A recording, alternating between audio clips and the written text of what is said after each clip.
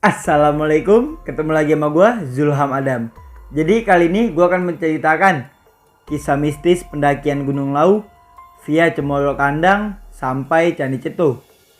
Buat kalian yang penasaran, tonton video ini sampai habis.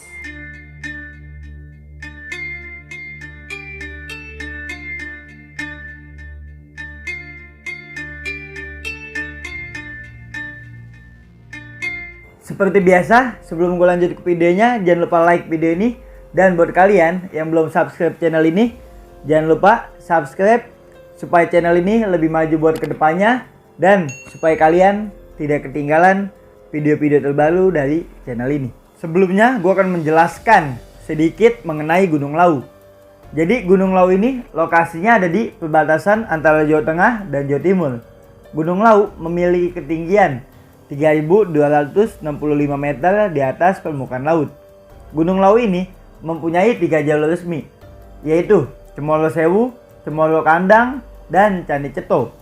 Di Gunung Lawu ini banyak sekali kabar yang beredar, dari mulai orang hilang, bahkan sampai ada yang merenggut nyawa di dekapan Gunung Lawu. Di Gunung Lawu ini benar-benar udah terkenal banget lah angkernya. Bahkan Gunung Lawu dijuluki sebagai gunung terangker di Jawa. Buat kalian yang penasaran dengan kisah mistis kali ini, tonton video ini sampai habis. Jadi kali ini gue mendapatkan cerita dari Muhammad Akmal. Sebelumnya gue pengen ngucapin makasih banyak buat Bang Akmal yang udah ngizinin gue untuk membahas ceritanya di channel ini. Jadi buat kalian yang pengen tahu siapa sih Bang Akmal ini, bisa langsung kalian cek Instagramnya, ada di bawah sini.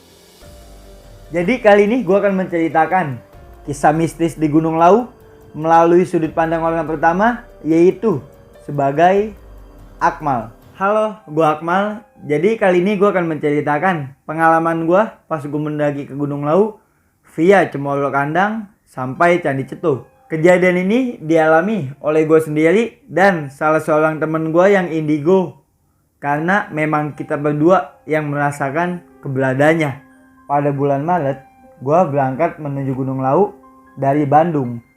Kala itu, gue bersama teman gue ini memilih untuk naik Gunung Lawu ini melalui jalur Cemoro Kandang dan ngelintas ke Candi Ceto. Di situ kita langsung mulai berangkat menuju Gunung Lawu. Langsung aja kita mulai ke cerita pendakiannya. Gue bersama teman-teman gue berangkat ngetrek pada jam 8 pagi. Di awal perjalanan belum ada kendala apa-apa. Di situ kita jalan awal-awal masih santai nih, belum ada kendala apa-apa lah, masih aman-aman aja. Nggak lama sampailah kita di pos 1. Ini masih aman nih, masih belum ada hal-hal apapun lah. Kita istirahat dulu di pos 1 sambil merebahkan tubuh juga sejenak. Akhirnya nggak lama kita langsung melanjutkan perjalanan menuju ke pos 2. Kita jalan. Di sini masih belum ada hal apapun sama sekali, masih aman lah pokoknya. Akhirnya gue jalan terus sampailah di pos 2. Masih aman di sini. Istirahat lagi kan sejenak. Kita istirahat nih. Gak lama istirahat, kita melanjutkan perjalanan ke pos 3. Kita jalan, tapi ketika kita berangkat menuju pos 3, di tengah perjalanan tiba-tiba di situ kita langsung memecah tim tuh. Karena posisinya ada salah satu dari teman gua yang nggak bisa cepet-cepet. Akhirnya di situ gue temenin dia dong. Akhirnya di situ kita mecah tim lah. Di situ kita memecah tim menjadi 2 tim. Di depan ada 3 orang dan tim belakang ada 4 orang. Kita tim yang belakang jalannya nggak terlalu cepat dan nggak terlalu lambat juga. Jadi ya sedang aja lah. Di situ kita melewati jalur biasa. Kita jalan terus tuh ya kan. Jalan terus. Sampai tibalah kita menyium bau belerang. Dan disitulah kita baru istirahat. Merebahkan tubuh juga tuh pada kala itu. Saat gue istirahat itu, tiba-tiba di samping gue ada uang logam 1.000 rupiah. Padahal kala itu gue gak punya uang logam sama sekali. Akhirnya di situ gue mencoba untuk berpikir positif. Di situ gue diemin nih uang logam ini. Akhirnya gue bersama teman gue melanjutkan perjalanan menuju pos 3 dan gue ninggalin uang logam itu. Akhirnya gue jalan. Dan di tengah perjalanan tiba-tiba teman gue yang indigo ini merasa capek. Akhirnya di situ dia minta bawain carrier tuh. Gue bilang sini carriernya gue aja yang bawain. Akhirnya setelah carriernya dikeguain, kita langsung melanjutkan perjalanan tuh menuju pos 3. Dan gak disangka-sangka ternyata gue sampai di pos 3 pada pukul 5 sore. Di situ kita bingung mau istirahat atau mau lanjut. Karena posisinya kita juga kesian nih sama teman kita yang capek. Dan di situ kita juga mikirin teman kita yang udah di depan duluan yang bertiga tadi. Akhirnya di situ kita memutuskan buat istirahat dulu sejenak. Setelah istirahat, kita di pos 3 ini benar-benar bingung banget. Jadi frame tenda dan kompor itu adanya di tim depan. Dan di situ untungnya kita ini bawa cemilan keripik dan juga mie. Akhirnya di situ karena emang frame tenda ada di tim depan dan kompor juga di tim depan, kita bingung dong mau gimana. Untungnya di pos 3 ini ada shelter. Akhirnya di situ kita ngecek dulu nih shelter ini aman atau enggaknya. Akhirnya kita lihat shelter aman. Oke lah, kita memutuskan buat istirahat dulu di shelter ini. Dan di situ di atas ya kita ngegelar playset juga. Dan alas kita makein tenda. Awalnya di situ kita sempat ragu. Karena emang di situ perasaan benar-benar nggak enak banget. Tapi ya mau gimana lagi lah. Akhirnya oke, nggak apa-apa, kita istirahat dulu lah di sini. Akhirnya kita istirahat dan ketika maghrib tiba-tiba ada seorang pendaki bertiga yang melewati shelter 3 ini. Dan di situ gue ngomong ke orang yang bertiga ini, Mas punya korek nggak? Karena posisinya kan emang kita juga kompor nggak punya, korek nggak ada. Akhirnya gue bilang nih ke yang ini, ada korek nggak mas?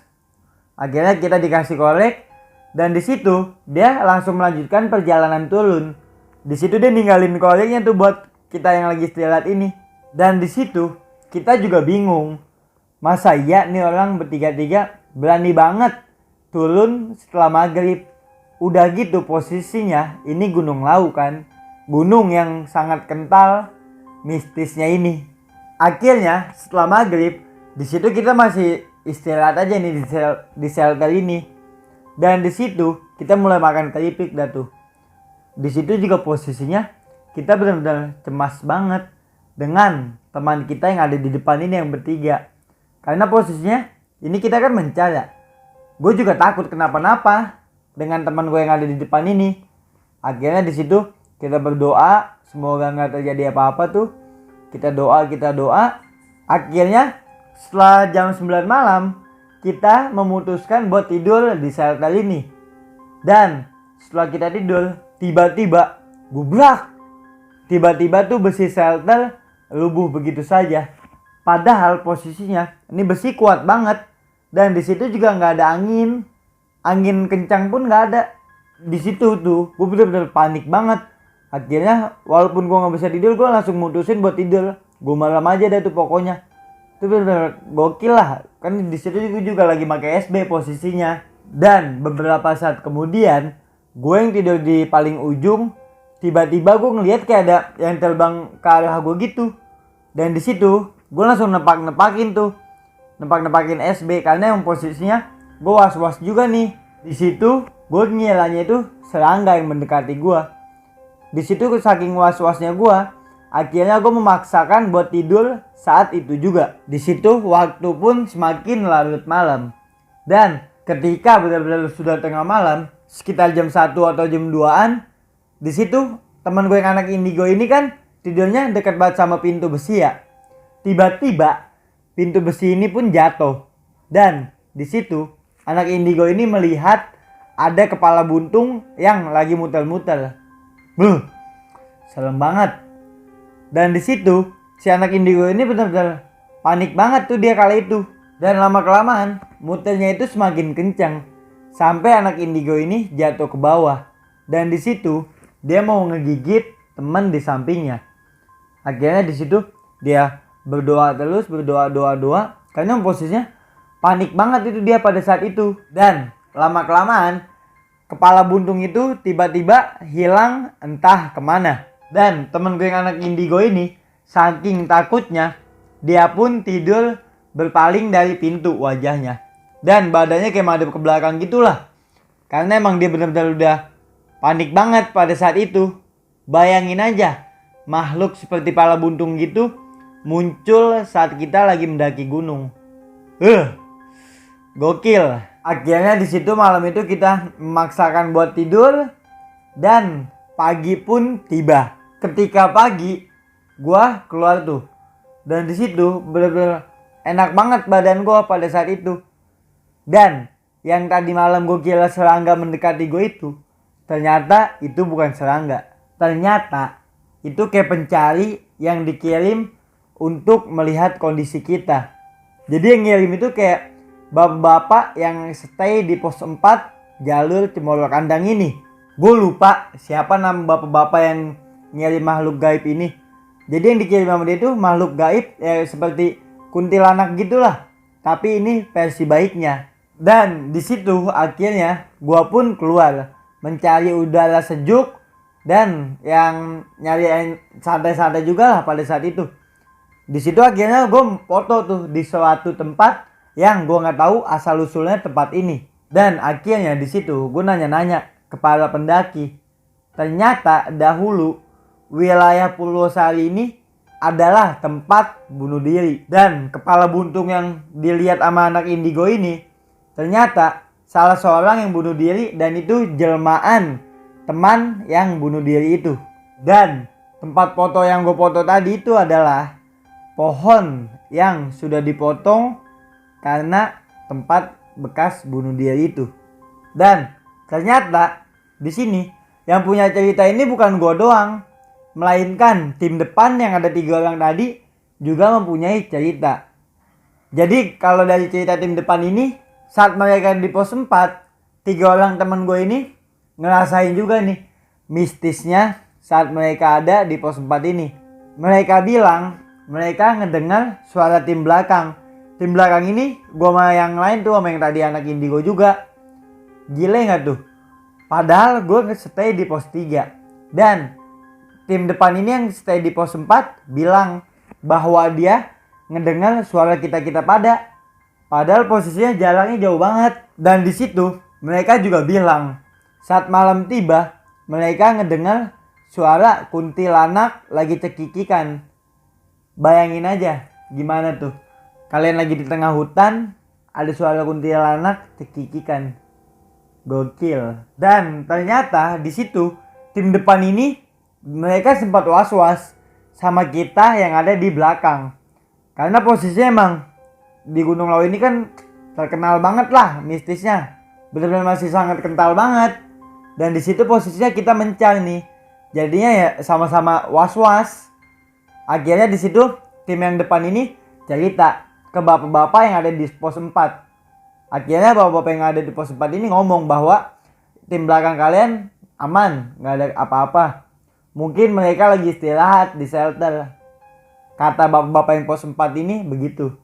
Dan di situ kita juga ngomong ke bapak-bapak ini bahwa kita ngedengar suara cekikikan kuntilanak. Dan dia ngomong, nggak apa-apa, itu mah cuma numpang lewat doang paling. Akhirnya di situ, oke lah, kita melupakan hal-hal ini. Langsung kita mulai start pendakian lagi. Akhirnya kita lanjut ke tim yang belakang. Di situ kita pun melanjutkan perjalanan menuju ke pos 4. Kita jalan, dan tiba-tiba hujan pun turun. Di situ hujan benar-benar gede banget. Padahal kita berangkat ini pagi-pagi, tapi tiba-tiba hujan besar. Akhirnya di situ kita pakai jas hujan, otomatis kita jalan terus. Dan saat di pertengahan antara pos 3 dan pos 4, kita nemuin shelter lagi. Akhirnya di shelter ini kita istirahat tuh, sambil tidur juga di situ kita. Karena emang kita nungguin hujan yang gede ini. Akhirnya setelah lumayan lama istirahat, kita melanjutkan perjalanan menuju pos 4 pada siang hari. Dan di situ di perjalanan ini kita menemui trek yang cukup membuat kaki kita bergetar, yaitu trek ular memanjang. Di situ sebenarnya ada nih trek buat motong jalur ini, tetapi setelah gue lihat jalur yang potongannya ini malah lebih parah. lebih curam gitulah. Akhirnya oke lah, kita jalan aja lo jalur normalnya ini. Dan di trek ini benar-benar menguras tenaga kita. Dan kita jalan sekitar jam 2 atau jam 3-an. Gua bersama temen gua tim belakang ini sampailah di pos 4. Awalnya di situ kita diem dulu nih, karena kita bingung juga kok teman kita nggak ada ya. Dan lama kelamaan ada suara kayak manggilin gitu. Dan ternyata benar bahwa itu kelompok depan tim kita. Dan akhirnya di situ kita bertemu tim depan dan tim belakang. Di situ kita langsung pelukan tuh.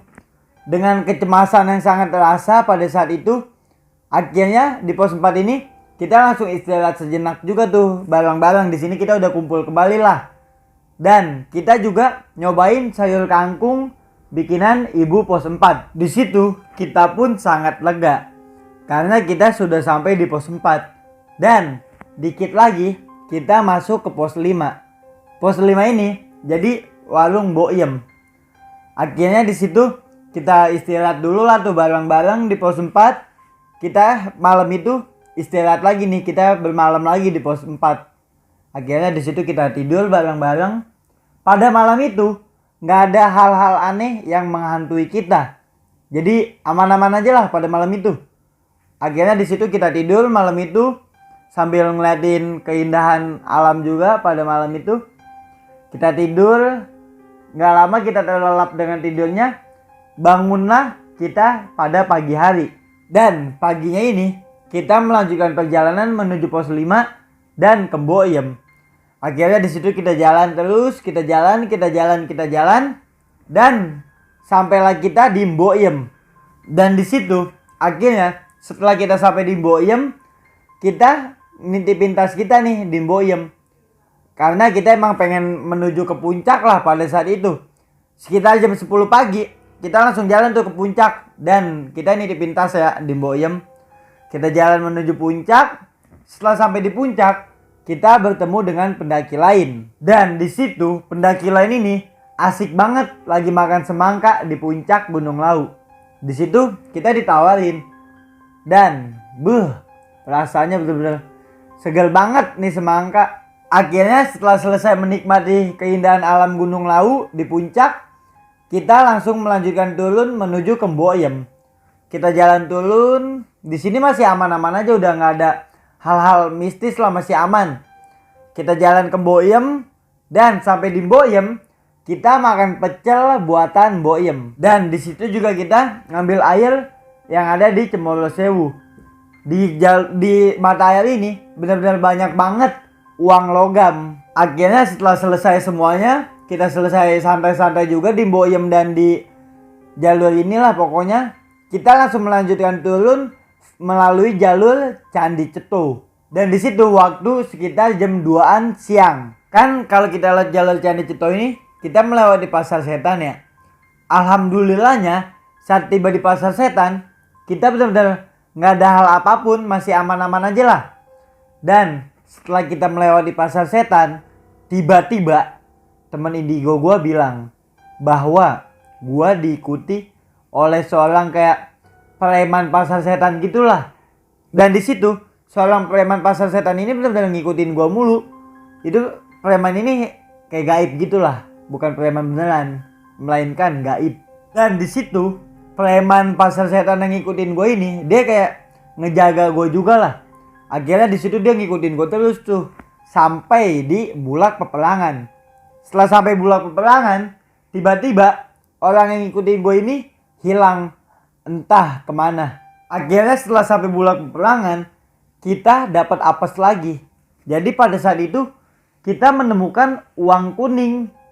Di situ salah satu teman gue yang ada tim depan ini ngomong bahwa dia pengen ngambil uang kuning ini. Di situ akhirnya gue bilang, jangan, udah tinggalin aja. Soalnya emang ngeri banget uang kuning ini kalau kita bawa pulang. Kan kita juga pendatang, masa iya kita mau ngambil sesuatu yang ada di Gunung Lawu ini? Nggak mungkin dong. Karena emang pada saat itu gue juga takut kenapa-napa kalau ngambil sesuatu yang ada di Gunung Lawu inilah.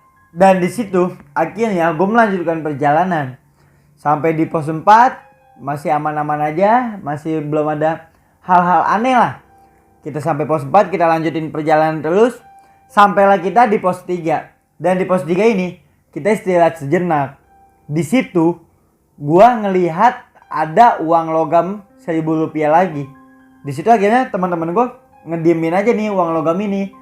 Dan di situ kita sambut dengan canda tawa lah, kita bercanda-canda aja. Nggak memikirkan uang logam inilah.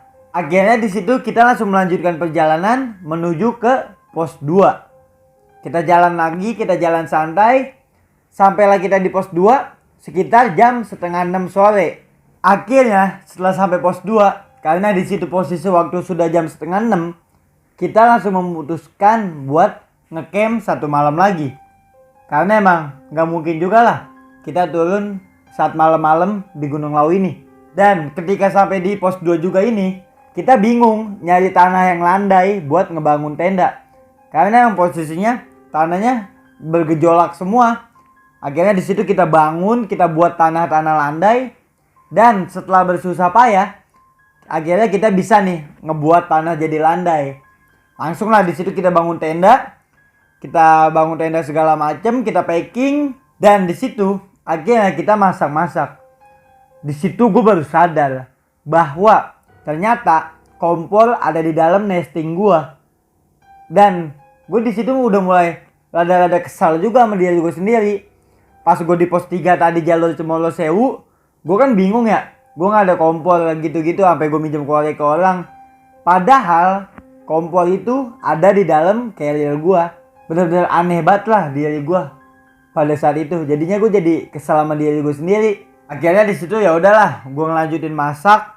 Dan di situ ada suara kelesak-kelusuk di samping tenda kayak dedaunan gitulah. Posisinya di situ, gue juga jadi panik nih. Gue masak di depan sendirian, sedangkan teman-teman gue pada di dalam tenda lagi asik-asik ngobrol gitu. Gue jadi agak-agak was-was juga pas masak. Akhirnya bodo amat lah, gue masak terus. Setelah masakan jadi, akhirnya kita makan bareng-bareng dengan rasa was-was gue kala itu. Akhirnya setelah kita makan, kita satu tim langsung istirahat pada malam itu. Malam itu gue gak ngerasain hal apapun. Jadi ya menurut gue aman-aman aja lah. Akhirnya kita tidur. Bangunlah kita pada besok paginya. Setelah besok pagi kita langsung melanjutkan perjalanan buat turun menuju ke base camp. Akhirnya di situ kita turun menuju ke base camp Candi Ceto. Dan saat perjalanan turun, di situ kita bertemu dengan 2 orang keluarga Alfi yang hilang di Gunung Lawu ini. Katanya sih mau berziarah. Akhirnya di situ oke lah, kita tetap melanjutkan perjalanan turun. Kita turun terus sama-sama. Dan di situ gue sempat ngelamun saat gue ngeliat di kiri gue kayak ada candi gitu. Di situ gue ngelamun dan benar saja tiba-tiba ada yang ngedorong gue dari belakang. Akhirnya di situ gue jatuh. Ya lumayan juga lah sakit kaki gue pada saat itu. Akhirnya di situ gue mencoba buat bangun lagi. Gue nggak tahu siapa yang ngedorong gue di belakang ini. Mungkin kayak gue juga nggak tahu siapa yang ngedorong atau gue kesandung. Ya intinya gue jatuh lah pada saat itu. Dan di situ untungnya gue masih bisa jalan. Akhirnya di situ gue terus jalan, gue jalan lagi nih. Gue melanjutkan perjalanan. Alhamdulillah ketika siang kita bertuju sampai di base camp Candi Ceto. Dan akhirnya kita langsung menuju ke base camp si mas-mas yang mau nganterin kita. Nah setelah di base camp ini, si anak indigo ini bercerita segala hal yang dialami saat dia mendaki gunung tadi. Di situ kita semua hanya bergeleng-geleng kepala saja. Dan di situ kita juga bengong sambil memikirkan hal-hal yang udah diceritain sama anak indigo inilah. Ternyata benar-benar parah juga. Akhirnya di situ oke lah kita lupain hal-hal ini. Kita langsung melanjutkan perjalanan pulang menuju ke rumah masing-masing. Dan sesaat kita pulang, tiba-tiba hujan deras di Candi Ceto. Yang pada saat itu sampai masuk TV. Kayak jalur ngelupas gitulah. Akhirnya di situ udahlah kita pulang ke rumah masing-masing. Dan cerita gue sampai di sini. Kesimpulannya, jadi cerita ini gue bikin supaya buat memotivasi kalian lah. Supaya kalian ketika naik gunung tetap selalu safety dan berhati-hati saat melakukan perjalanan. Makasih buat kalian yang udah dengerin cerita gue ini sampai habis. Semoga cerita gue bisa bermanfaat lah buat kalian semua. Gua Akmal pamit. Oke sob, balik lagi sama gua Adam. Jadi tadi kita habis mendengarkan cerita mistis di Gunung Lawu dari Bang Akmal. Kurang lebihnya seperti yang tadi udah gue jelaskan lah. Bagaimana menurut kalian? Seram atau tidak? Kalau menurut gue sih seram banget. Oke, makasih buat kalian yang udah dengerin cerita ini sampai habis. Baiknya itu datang dari Allah Subhanahu wa Ta'ala, dan buruknya datang dari gua. Oh iya, buat kalian yang punyai cerita atau pengalaman mistis saat mendaki gunung dan ingin diangkat di channel ini, bisa langsung kalian kirim melalui DM Instagram atau email yang udah gue cantumin di deskripsi. Oh iya, terakhir banget, jangan lupa kalian subscribe channel ini supaya channel ini lebih maju buat kedepannya dan supaya kalian tidak ketinggalan video-video terbaru dari gua. Semoga yang dikit ini bermanfaat buat kalian. Gua Zulamadam. Sampai jumpa di video selanjutnya.